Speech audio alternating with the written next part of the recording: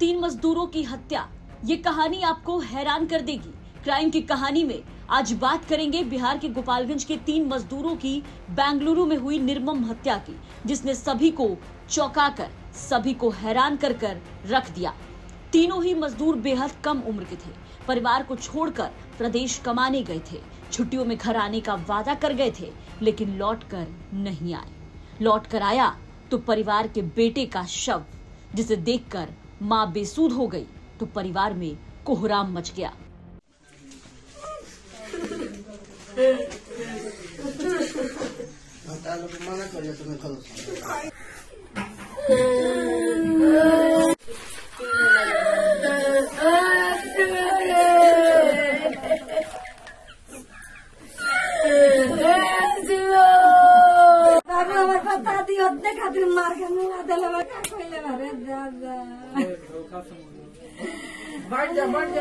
घर का चिराग बुझने की खबर मिलते ही पूरे परिवार में मातम पसर गया।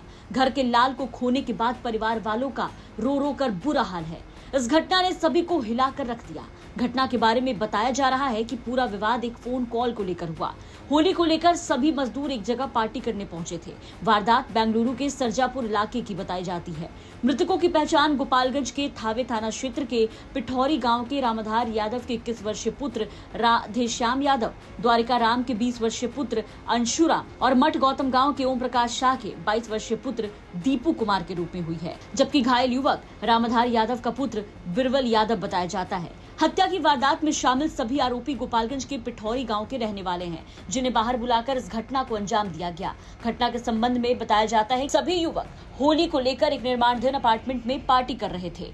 7वें मंजिले पर पार्टी चल रही थी। इस दौरान मुख्य आरोपी जिसने इस हत्या को अंजाम दिया है, इस घटना को अंजाम दिया, सोनू के मोबाइल पर एक कॉल आता है, जिस कॉल को अंशु नाम के मजदूर ने उठा लिया। इसी बात से नाराज आरोपी ने चाकू से हमला कर 3 युवकों को सीधे मौत के घाट उतार दिया, जबकि एक गंभीर रूप से घायल बताया जा रहा है, जिसने इस पूरे घटना को लेकर के बताया है। अब सवाल है कि आखिर उस एक फोन कॉल में ऐसा क्या था जिसने एक साथ 3 मजदूरों की जान ले ली। खबरों की माने तो आरोपी और मरने वालों के बीच आरोपी की बहन के साथ चल रही बातचीत का पूरा विवाद था। मरने वाले उसमें से एक मजदूर की हत्या के आरोपी सोनू की बहन से बातचीत होती थी, जिससे आरोपी सोनू काफी नाराज था। इसी बीच होली पार्टी में पहुंचे मजदूर ने सोनू की बहन का फोन कॉल उठा लिया, जिसको लेकर दोनों के बीच कहासुनी हुई, जो बढ़ते बढ़ते हिंसक झगड़े में तब्दील हो गई और फिर इस पूरे घटना को अंजाम दिया गया। वह इस पूरे मामले में मृतकों के परिजनों का आरोप है कि उनका पहले से किसी बात को लेकर के विवाद था। हालांकि उन्होंने लड़की की बात से इनकार किया, जिसके कारण इस घटना को अंजाम दिया गया। उन्होंने बताया कि शनिवार की शाम 4 बजे तक फोन पर बात हुई, लेकिन उसके बाद किसी ने भी फोन नहीं उठाया, ना ही कोई बातचीत हुई, जिसके बाद घायल बिरबल ने फोन कर इस घटना की जानकारी दी। 14 तारीख को भी उससे बात हुआ तो वो ठीक था। 15 तारीख को हमने उससे बात किया, तब तक तो वो ठीक था। हमारे गांव के लड़कों से 4 बजे तक उसने बात किया है, 4 बजे तक बात हुआ, लेकिन उसके बाद से फ़ोन लगाने पर वो फ़ोन नहीं उठा रहा था। तो फिर हमें शक हुआ, फिर हम फ़ोन करते रहे तो फिर उसका फ़ोन एक प्रशासन वाला जो पुलिस वाला था वो रिसीव किया था। जब वो रिसीव किया तो वो बताया कि हाँ दीपू कुमार का एक्सीडेंट हुआ है, वो अभी हॉस्पिटल में है। फिर हमारा धड़कन जो था वो बढ़ने लगा। फिर हमने पता लगाने की कोशिश किया तो फिर पता लगा कि हाँ मेरा भाई नहीं रहा, वो मर गया है। यहाँ के जो पिठौरी के लड़के थे वो बुला के ले गए थे उसको पार्टी में खिलाने पिलाने के बाद पता नहीं क्या किया लो नहीं किया लो, उसमें सोनू और सुधीर यही 2 मेन है, मामा भगना लगेंगे, यही 2 मेन है जिन्होंने ये काम को अंजाम दिया है।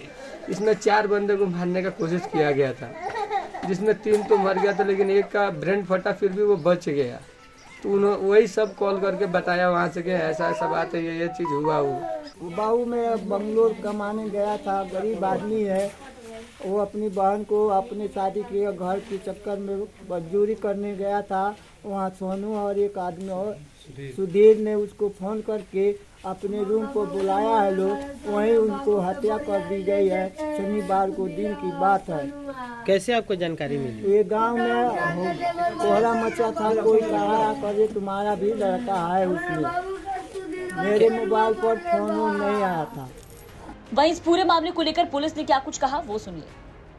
के सरजापुर में एक अंडर कंस्ट्रक्टेड अपार्टमेंट था, उसी में 3 व्यक्तियों की डेड बॉडी पाई गई थी। तो वहाँ के तीनों का नाम पता सत्यापन हुआ था। तो फिर बेंगलोर पुलिस के द्वारा हम लोगों से संपर्क किया गया और तीनों व्यक्ति थावे थाना क्षेत्र के रहने वाले हैं। और इसमें क्योंकि घटना बेंगलोर की है तो उन लोगों के द्वारा वहाँ पर FIR दर्ज किया गया है और कांड का अनुसंधान चल रहा है। और हम लोग की तरफ से जो भी बेंगलोर पुलिस को मदद चाहिए होगी हम लोग उसमें फुली कोऑपरेट करेंगे। कहा गया सर आरोपी गोपालीगंज के रहने वाले हैं? हाँ, गोपालगंज में थावे थाना क्षेत्र के कुछ आरोपी हैं, कुछ आरोपी गोपालगंज में ही दूसरे थाना क्षेत्र के भी हैं। सर हत्या के क्या वजह लग सकता है? अब ये तो कहना मुश्किल है, ये लोग उनका अनुसंधान है, उसमें जो भी चीज़ सामने आती है वो फिर हम लोग जैसा होगा उसमें कोऑपरेट करें। गोपालगंज के एसपी अवधेश दीक्षित ने इस पूरे मामले को बताया है कि बेंगलुरु के सरजापुर में एक अंडर कंस्ट्रक्शन अपार्टमेंट में 3 युवकों का शव मिला था। नाम पता सत्यापन होने के बाद बेंगलुरु पुलिस के द्वारा लोगों से संपर्क किया गया। तीनों व्यक्ति थावे थाना क्षेत्र के रहने वाले बताए जाते हैं। इस मामले में बेंगलुरु पुलिस FIR दर्ज कर अनुसंधान कर रही है। फिलहाल पुलिस ने कहा कि जो सहयोग की आवश्यकता पड़ेगी पुलिस कर रही है और घटना में शामिल सभी आरोपी गोपालगंज के हैं, जिसको लेकर के पुलिस पूरे मामले की तफ्तीश में जुटी हुई है। हालांकि इस पूरे मामले में अब भी कई परतें खुलनी बाकी है। देखना होगा कि पुलिस की जांच में क्या कुछ निकल करके सामने आता है। गोपालगंज से विकास दुबे की रिपोर्ट, बिहार तक।